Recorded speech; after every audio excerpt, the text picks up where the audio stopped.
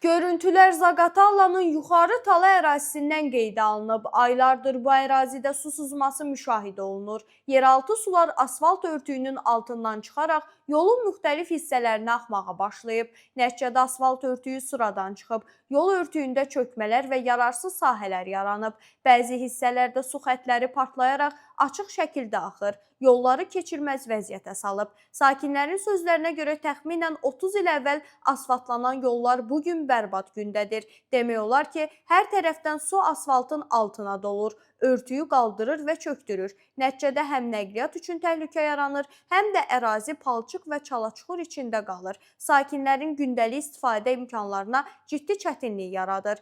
Ən narahat edici məqam isə odur ki, problem aylardır davam etsə də indiyədək heç bir aidiyyəti qurum tərəfindən tədbir görülməyib. Sakinlər vəziyyətin daha da ağırlaşacağından narahatdır və məsul qurumları bu problemin həllinə çağırırlar.